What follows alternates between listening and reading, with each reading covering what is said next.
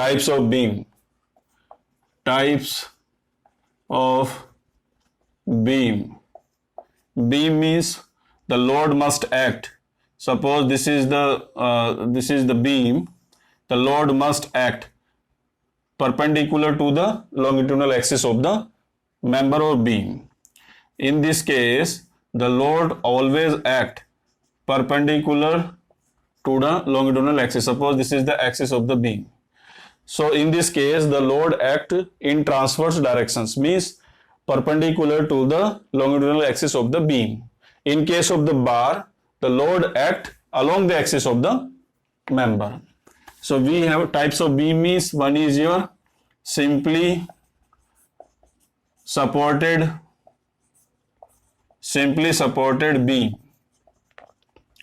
A beam which is placed over the support freely at its both end, that is known as the simply supported beam. ठीक है, a beam which is placed over the support freely, that is known as the simply supported beam. ये two supports हैं, ये beam है. Line diagram, this is the line diagram of the beam. Suppose this is my beam. A beam which is placed over the support freely उनको placed कर दिया गया है. Suppose एक बीम इस तरीके से आपका दिखाया जाए, तो ये दो मेरे सपोर्ट हैं और इस पे मैंने एक बीम को ये फ्रीली इस तरीके से प्लेस कर दिया है. तो beam which is placed over the support freely, यहां पर फ्रीली है, कोई बाउंडेशंस नहीं है, रिजिड नहीं है या फिक्स्ड नहीं किया है, हिंज्ड सपोर्ट नहीं किया, नट और बोल्ट नहीं लगाया या फिर हमने बेल्डिंग नहीं की. A beam which is placed over the support freely. Suppose two supports हैं. Suppose this is my beam और this is one support and this is my another support. ये मेरे दो सपोर्ट्स हैं, तो ये मैंने दो सपोर्ट्स पे फ्रीली कर दिया. One is this one, another one is this one. A beam which is placed over the support freely, that is known as the simply supported beam. In this case, suppose ये, अब इसको representation कैसे दिखाओगे? इस तरीके से. यहां पर freely supported है, only normal reactions will act. And this is the line diagram of the beam. The cross-sectional area of the beam you will represent here. This is the cross-sectional area. Suppose it may be the rectangular cross-sectional area, it may be I section, it may be T section. ठीक है? It depends upon what moment of inertia you need according to the design. So this beam which is placed over the support freely at its both end, that is known as the simply supported beam. ठीक है? In this case, beam means the load act perpendicular to the longitudinal axis of the beam. यहाँ पर load जो act करेगा वो हमेशा perpendicular act करेगा, इस तरीके से एक्ट करेगा. सपोज ये 50 किलो न्यूटन का लोड हो गया, ये 100 किलो न्यूटन का लोड हो गया.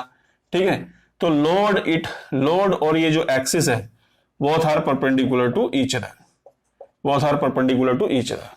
So बीम क्या है हमारी? ये बीम होगी, आई सेक्शन की बीम हो सकती है, टी सेक्शन की बीम हो सकती है.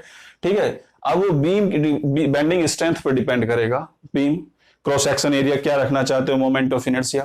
ठीक है, वो डिपेंड करेगा डिजाइन कंडीशंस पर. बट यहां पर हमने क्या किया है, बीम को उठाया और सीधा प्लेस कर दिया over the support at its both hand.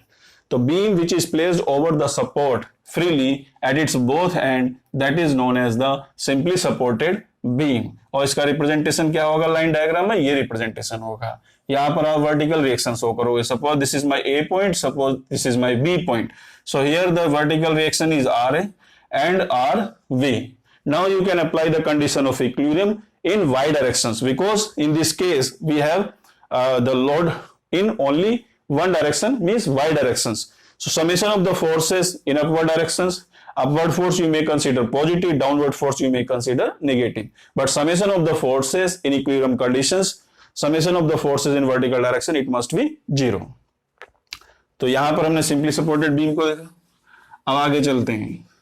दूसरा है cantilever beam. Second is your cantilever a beam.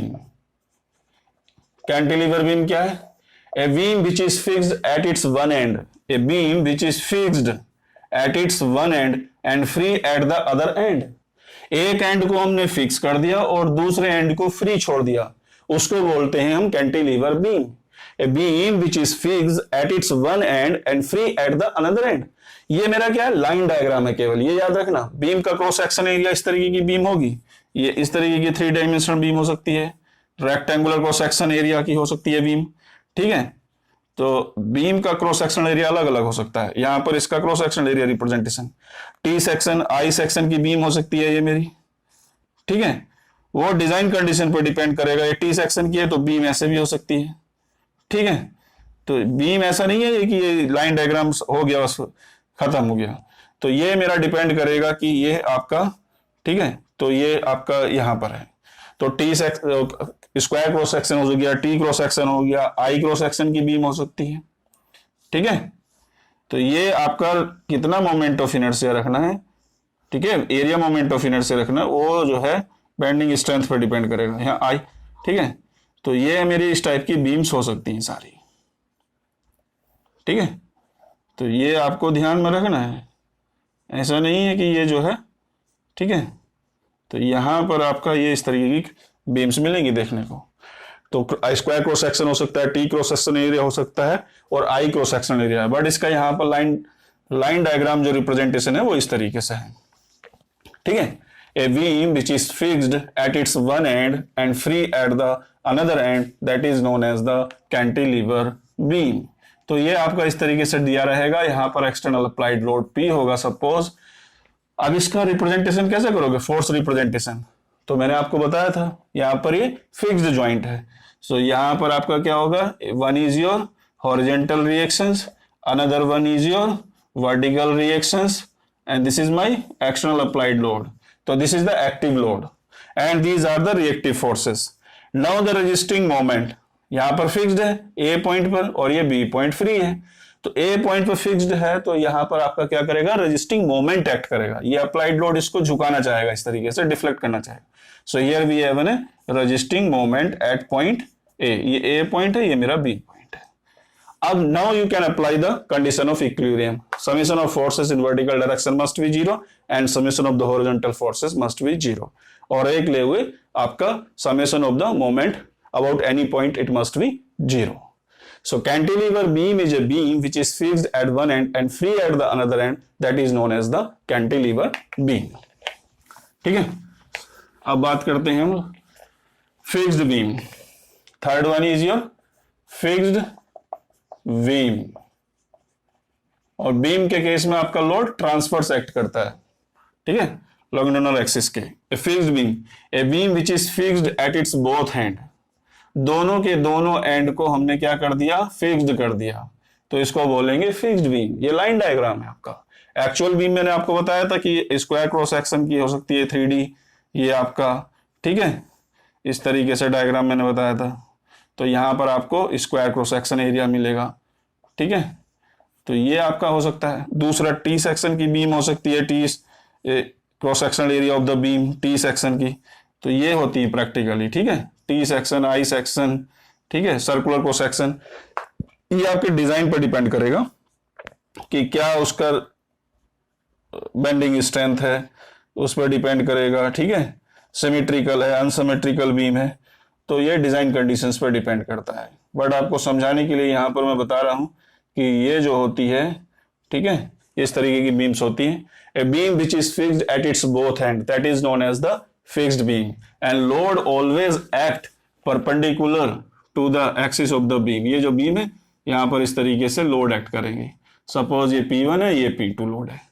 अब ये फिक्स्ड एंड का रिप्रेजेंटेशन कैसे दिखाओगे, इसका रिप्रेजेंटेशन होगा, मैंने बताया था, one is your, suppose this is A point, this is my B point, one is your horizontal reactions RH, ठीक है, A पॉइंट पर, ठीक है, HA, and second one is your vertical reactions RV at point A, and ये these force, ये force क्या करेंगे, इसको नीचे की ओर इसको टिल्ट करना चाहेंगे, झुकाना चाहेंगे, डिफ्लेक्ट करना चाहेंगे। This is my delta 1 and this is my delta 2, ठीक है, ये पॉइंट 1 मान लो, ये 2 मान लिया हमने, ठीक है।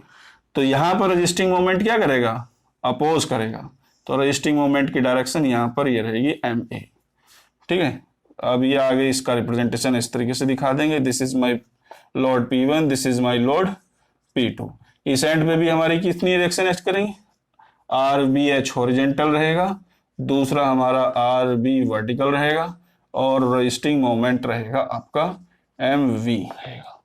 तो इस तरीके से रिप्रेजेंटेशन दिखाएंगे, ठीक है, एक्टिव और रिएक्टिव फोर्सेस का। Active forces means P1 and P2 external applied force हमारे क्या है, active forces. Reactive force means reactions eight support A means vertical reaction, horizontal reaction and resisting moment, reactive forces में आएंगे। इस point पे भी ये क्या है, हमारे रिएक्टिव फोर्सेस हैं। तो एक्टिव और रिएक्टिव फोर्सेस का रिप्रेजेंटेशन ही आपका फ्री बॉडी डायग्राम का रिप्रेजेंटेशन होता है। तो free body diagram represents the active और रिएक्टिव फोर्सेस, ठीक है। This is the fixed beam, a beam which is fixed at its both end, that is known as the fixed beam, ठीक है। अब हम आते हैं continuous beam. Fourth one is your continuous beam, a beam which is supported by more than two support, a beam which is supported by more than two supports or number of the supports, that is known as the continuous beam। आपके दो या दो से अधिक support इस तरीके से लगे हों तो इस टाइप की बीम को हम बोलते हैं कंटिन्यूअस बीम। ये हमारी क्या है, कंटिन्यूअस बीम है, ठीक है। Overhanging beam, fourth one is your over hanging beam, a beam in which some part of the beam is extended over the support। suppose एक beam है, यहां पर ये supports 2 है and some part of the beam is extended over the support, ठीक है, extended beyond the support, that is known as the overhanging beam। कुछ हिस्सा जो है बीम का सपोर्ट के बाहर निकला हुआ है तो इस टाइप की बीम को कहते हैं overhanging beam. A beam in which the some part of the it extended over the support, that is known as the overhanging beam. तो ये मेरी क्या है, ओवरहैंगिंग का केस है, कुछ ना कुछ हिस्सा इसका बाहर की ओर निकला हुआ है तो इस टाइप की बीम हमारी कहलाती है ओवरहैंगिंग बीम, ठीक है। तो बीम्स में टाइप्स ऑफ बीम हमारा हो गया ये नाउ, ठीक है। तो ये काफी इंपॉर्टेंट है when you solve the numerical related to the beam, simply supported beam, fixed beam, cantilever beam और continuous beam, overhanging beam. First of all you make the free body diagram and you represents the all active and reactive forces on the beam, then you apply the condition of equilibrium. So here the most of the problems you will solve related to two-dimensional problem. So condition of equilibrium means the summation of the forces is horizontal and vertical direction must be 0 and summation of the moment it must be 0. तो आप condition of equilibrium की help से जो है आप unknown forces और reactions find out कर सकते हैं। तो आपको पता होना चाहिए एक्टिव फोर्सेस कौन से होते हैं, जो एक्सटर्नली अप्लाइड होते हैं और self weight of the body comes under the active forces and all reactions and resisting moments come under the reactive forces। तो फर्स्ट ऑफ ऑल आपको जो प्रॉब्लम्स दी हो उसका आप क्या बनाएंगे, उसको रिप्रेजेंट करेंगे सारे active and reactive forces, then you apply the condition of equilibrium। So by applying the condition of equilibrium you can easily find out the unknown active or reactive forces। Thank you very much।